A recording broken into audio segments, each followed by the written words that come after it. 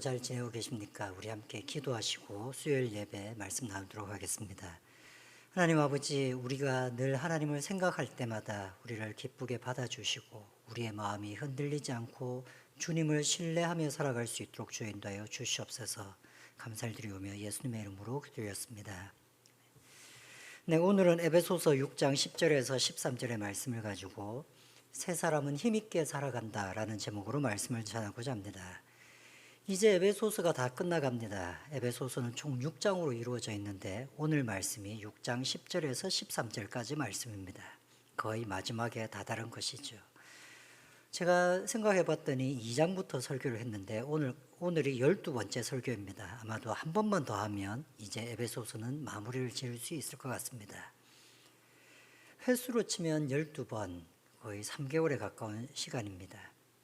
그래서 이 3개월 동안의 어떻게 보면 긴 시간 동안 에베소서의 말씀을 나누었는데 그 에베소서의 말씀은 이제 마지막에 다다르게 됩니다. 그래서 이 마지막에 다다르는 말씀을 잘 보면 이 한 구절을 가지고 여러 가지로 해석하는 한 단어가 있습니다.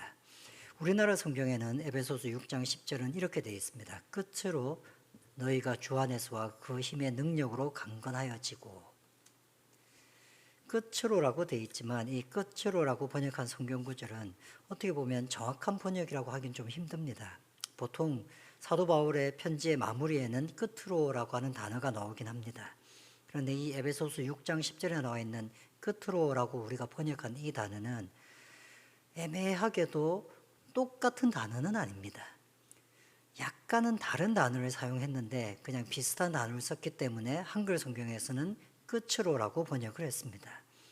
그런데 이 단어를 끝으로라고 번역하지 않고 이제부터는 이라고 번역하는 것도 가능합니다. 많은 주석가들은 그래서 이 단어를 이제부터는 이라고 해석하기도 합니다. 끝으로라고 해석을 하는 것이나 이제부터라고 해석하는 것이나 큰 차이가 나지는 않습니다. 하지만 이제부터라고 해석을 해버리면 이 편지의 의미가 좀 더 의미가 살아나기 시작을 합니다. 이제부터. 바울은 이때까지 구원받은 자를 새 사람이라고 불렀습니다. 그런데 구원받은 새 사람이 여전히 구원받기 전에 옛사람의 삶의 모습을 고치지 않고 있습니다. 그래서 옛사람을 벗어버리고 새 사람을 입어야 된다라고 얘기를 하면서 새 사람이 어떤 사람인지를 설명합니다. 새 사람은 예수님의 십자가를 통해서 이미 하나님의 가족이 된 사람입니다.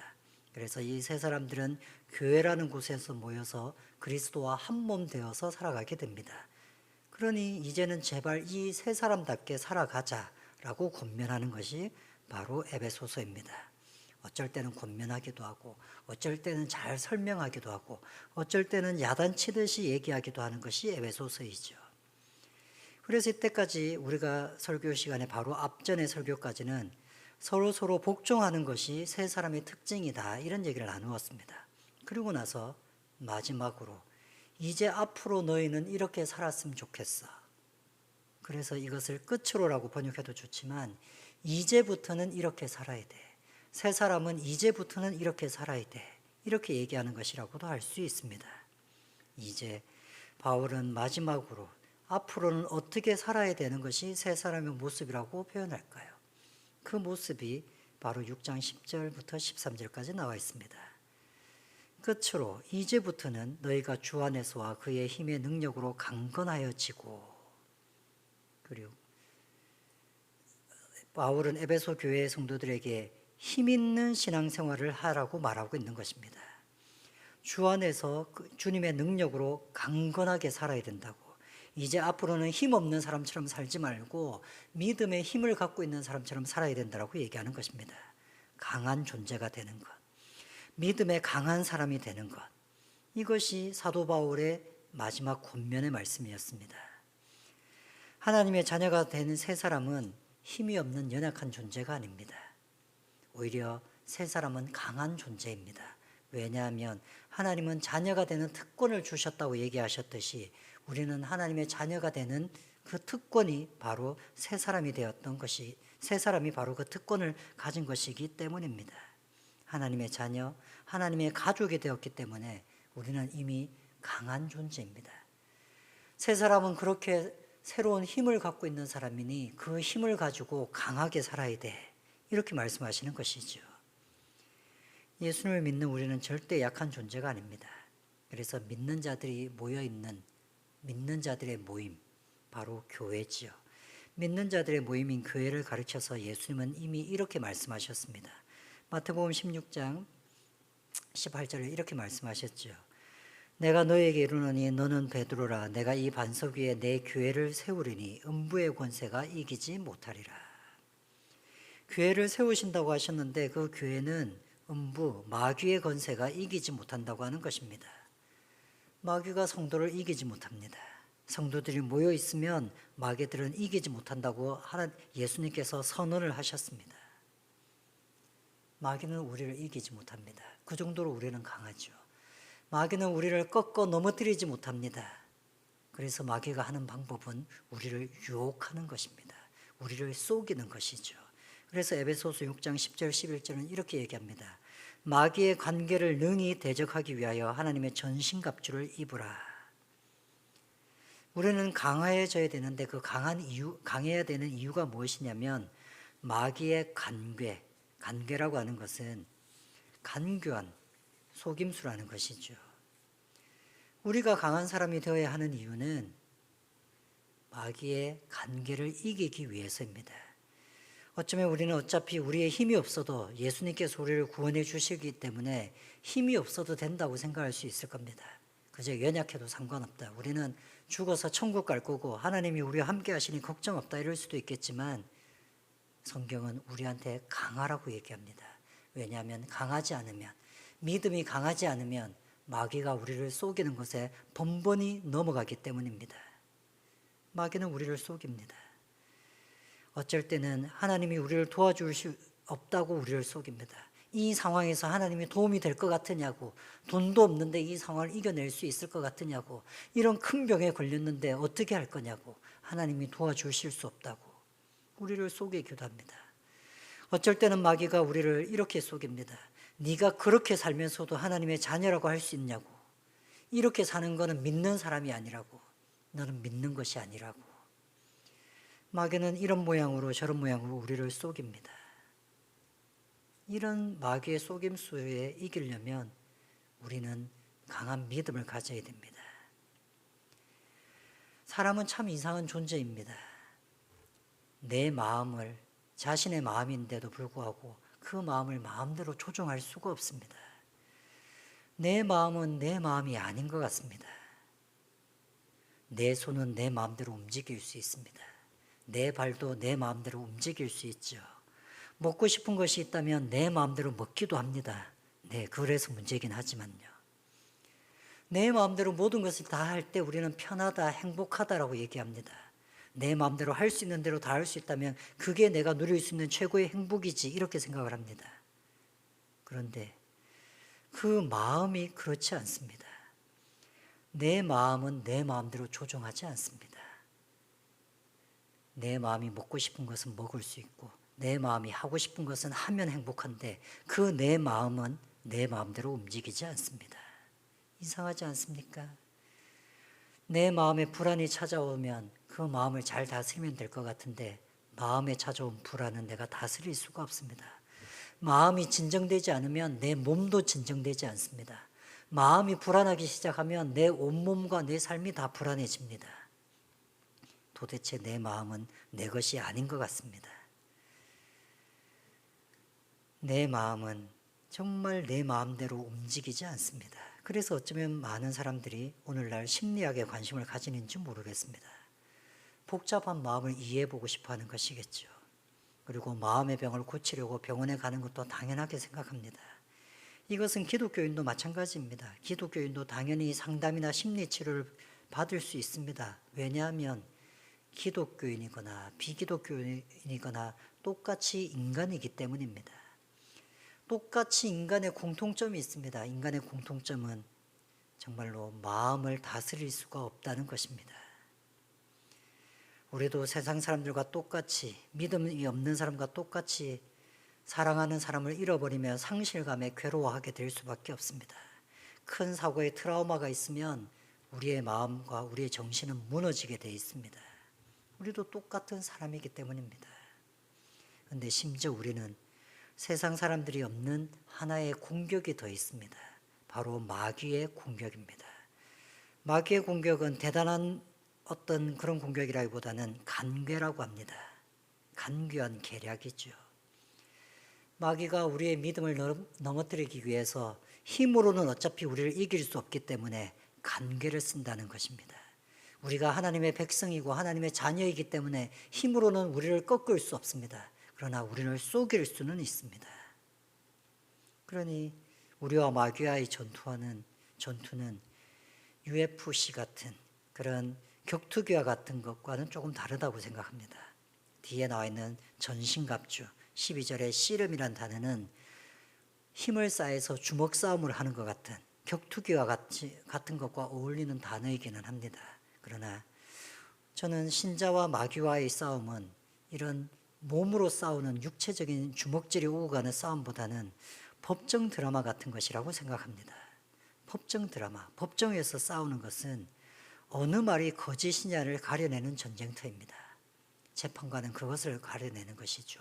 누가 거짓말하는 것인지, 누가 자신의 이익만을 얘기하고 있는 것인지, 어느 말이 거짓말이냐를 가려내는 전쟁터, 그것이 바로 법정입니다. 적의 의도에 휘말리지 않는 싸움이며 조목조목 반박하며 이겨내는 싸움을 해야 되는 것이 법정이죠. 어쩌면 우리가 마귀하고 싸우는 것은 그런 싸움입니다. 그래서 6장 12절은 그 전투가 이런 전투라고 얘기합니다. 우리의 씨름은 혈과 육을 상대하는 것이 아니요 통치자들과 권세자들과 이 어둠의 세상 주관자들과 하늘에 있는 악의 영들을 상대함이라. 보이지 않는 악의 영들과 싸우는 것이기 때문에 이것을 영적인 싸움이라고 합니다. 그리고 이 영적인 싸움은 우리를 속이는 자인 마귀와 싸우는 것이기 때문에 안 속는 것이 중요합니다. 여러분, 이런 마귀가 우리를 호시탐탐 노리고 있다는 것을 알고 계십니까? 어쩌면 우리 중에는 나는 그렇게 믿음이 강한 사람이 아니기 때문에 마귀가 나를 공격할 필요가 없어. 나는 신앙으로도 거장도 아니고 교회에서 높은 지위에 있는 사람도 아니고 목사님이나 안수 집사님 같이 이런 사람이 아니기 때문에 굳이 마귀가 나를 공격할 필요가 없을 거야. 어쩌면 이런 생각을 하시는 분들이 있을는 줄도 모르겠습니다. 성도는 나같이 하찮은 사람을 공격하지 않을 거야라고 생각한다면, 예를 들자면 마치 이것은 축구 선수가 있는데 어느 날 그 축구 선수를 감독이 처음으로 시합에 들어가라고 하는 것입니다. 그리고 수비를 쓰라고 하는 것이죠. 그러면 그 사람은 속으로 생각하기를 나는 오늘 처음 시합에 들어가는 것이니 어떤 공격수도 나한테 들어오지 않을 거야. 만약에 그가 공격수였다면 나는 오늘 처음으로 공격수로 시합에 들어가는 것이니 어떤 수비도 나를 막지 않을 거야. 이렇게 생각하는 것과 똑같은 것입니다. 시합에 들어가는 선수라면 누구라도 공격을 하게 돼 있고 누구라도 수비를 당하게 돼 있습니다. 우리의 신앙생활은 그런 것입니다. 신앙생활을 하기 시작했으면 마귀는 우리를 막아섭니다. 어쩌면 마귀를 우리를 공격할 것입니다. 시합장에 들어가 있는 사람 중에 한가롭게 그 잔디밭을 거니는 사람은 없습니다. 얼마나 웃긴 광경입니까? 모두 다 시합을 하고 있는데 나는 여기 시합에 뛰어들 만큼 좋은 그 성적이나 그런 실력을 갖고 있는 선수가 아니기 때문에 그냥 잔디밭에 있는 풀이나 뽑아야지, 한적하게 여기저기 거닐고 있다면 얼마나 웃긴 모습이겠습니까? 아마 그렇게 거닐고 있더라도 태클은 들어올 것입니다. 그렇게 거닐고 있더라도 수비수가 마크하고 있을 것입니다. 시합에 나가면 누구나 공격을 받고 수비를 해야 됩니다. 우리는 이미 마귀가 호시탐탐 우리를 넘어뜨리려고 노리고 있는 것입니다. 말하자면 예수님을 믿고 난 여러분은 모두 다 신앙의 거물급이 된 것입니다. 마귀가 호시탐탐 노릴 만큼 거물이 된 것입니다. 우리 중에 마귀가 관심을 가지지 않을 만한 사람은 아무도 없습니다. 그래서 마틴 로이드 존슨이라고 하는 목사님은 이렇게 얘기했죠. 나는 오늘날 교회가 부실하게 된 주된 원인 중 하나는 마귀를 잊어버리고 있기 때문이라고 확신한다. 우리는 모두 너무 심리학적인 태도와 생각을 지닌다. 우리는 객관적인 사실로 마귀, 적, 참소자의 실제, 그의 불화살을 알지 못한다. 성경은 분명히 이런 실제가 있다라고 얘기합니다. 마귀가 우리를 공격하는 것은 실제고 그것이 눈에 보이지 않는 영적인 전투이라서 안 보이겠지만 실제로 있다라고 얘기합니다. 영적인 싸움이 있고 그것은 일상적인 것입니다. 우리를 노리고 있는 적들은 우리를 항상 호시탐탐 노리고 있습니다. 이런 적들과의 전투를 어떻게 해나갈 수 있을까요? 이 전투에 대해서 6장 13절은 어떻게 대비할 것인지를 이렇게 말씀합니다. 그러므로 하나님의 전신갑주를 취하라. 이는 악한 날에 너희가 능히 대적하고 모든 일을 행한 후에 서기 위함이라. 이런 전투를 위해서 전신갑주를 입으라고 합니다. 전신갑주, 한자죠. 온몸을 감싸는 갑옷이라는 뜻입니다. 온몸을 감싸는 갑옷을 입으라는 것입니다.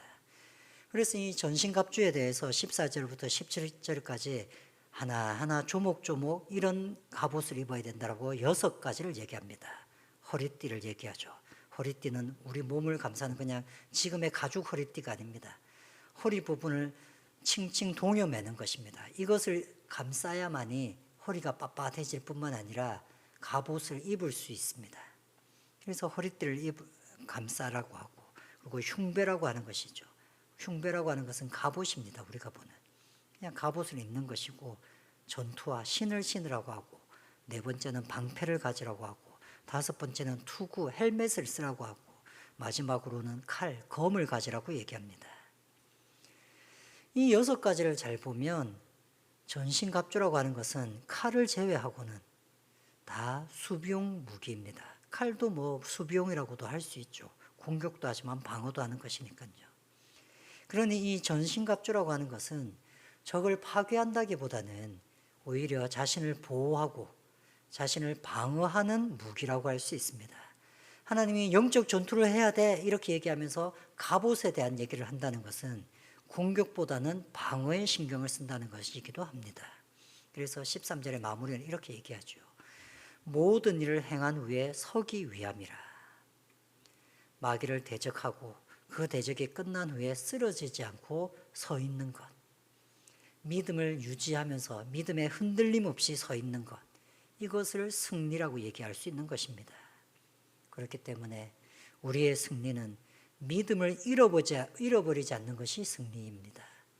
마귀를 싸워서 이기는 것이 승리가 아니라 우리의 믿음을 잃어버리지 않는 것이 승리라는 것입니다. 마귀는 우리의 믿음을 공격합니다. 마귀는 우리가 하나님을 신뢰하는 것을 싫어합니다.